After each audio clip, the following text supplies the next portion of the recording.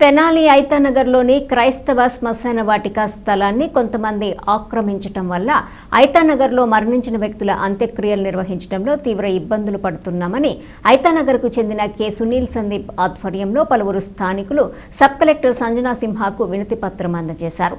ఆక్రమించిన స్థలాన్ని శ్మశాన వాటికకు తిరిగి ఇప్పించాలని వారు కోరారు. స్థానిక ఐతానగర్లో గల క్రైస్తవ శ్మశాన వాటికను కొందరు వ్యక్తులు ఆక్రమించడం వల్ల ఐతానగర్లో మరణించిన వ్యక్తులకు అంత్యక్రియలు నిర్వహించడంలో అనేక ఇబ్బందులు పడుతున్నామని స్థానిక ప్రజలు సబ్ కలెక్టర్ సంజనా సింహాకు వినతి పత్రం అందజేశారు. ఆక్రమణదారుల నుండి స్థలాన్ని ఖాళీ చేయించి శ్మశాన వాటికకు ఇవ్వాలని, అలాగే ప్రస్తుత జనాభాకు అనుగుణంగా కొత్తగా క్రైస్తవ శ్మశాన వాటికకు తగిన స్థలాన్ని కేటాయించాలని, భవిష్యత్తులో ఎలాంటి సమస్యలు తలెత్తకుండా వాటి పరిరక్షణకు ప్రభుత్వ పరంగా రికార్డులో నమోదు చేయాలని కోరుతూ వారు సబ్ కలెక్టర్ సంజనా సింహాకు వినతి పత్రం అందజేశారు. వినతి పత్రం అందజేసిన వారిలో K Sunil Sandeep, Bonigala Pradeen, CH Manikumar, P Dasu, Kancharla Venkateswarlu తదితరులు ఉన్నారు. దాని సారాంశం ఏంటంటే, తెనాలిలో ఉన్నటువంటి క్రైస్తవ సమాధులు అన్యాక్రాంతం అయిపోతున్నాయి.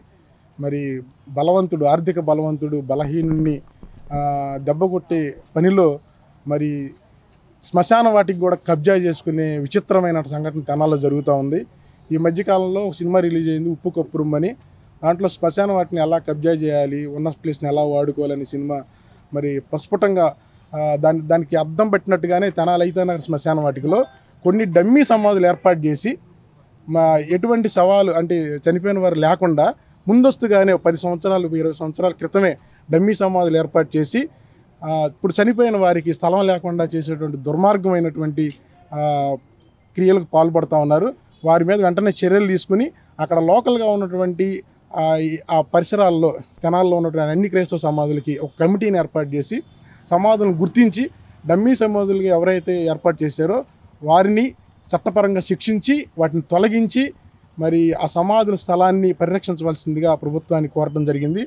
మేడం గారు సానుకూలంగా స్పందించారు. మరి ఇమీడియట్లీగా కమిటీ నిర్ణయం తీసుకుంటారని ఎంక్వైరీ చేస్తానన్నారు. దీనికి గాను మరి ఈరోజు కలవటం జరిగింది.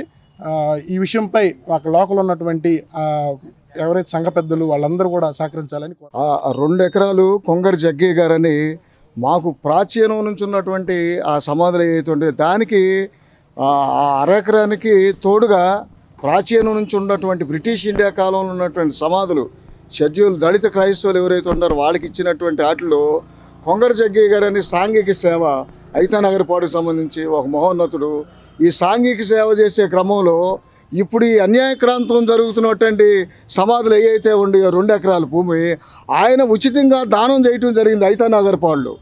దాంట్లోనే ఇక్కడ ఐతానగర్కి సంబంధించి వేరే ప్లేస్ ఉండేది, దాన్ని కూడా తీసుకొచ్చి ఇక్కడ కలపటం వల్ల ఇక్కడ ఉన్నటువంటి సోదరులు ఆ ఉన్న స్థలాన్ని కొంగర జగ్గయ్య గారు ఏదైతే ఇచ్చారో ఆ స్థలాన్ని, పాత స్థలాన్ని కూడా ఒక్కొక్కళ్ళు 3 సెంటు 2 సెంటు ఆక్రమించుకొని భవిష్యత్తులో చనిపోయే వాళ్ళ గురించి కూడా ఈరోజు ఖాళీ పెట్లు ఖాళీగా ఉంచి అన్యాయకాంతం చేస్తున్నారు. దీన్ని మేము సీరియస్గా ఖండిస్తున్నాము.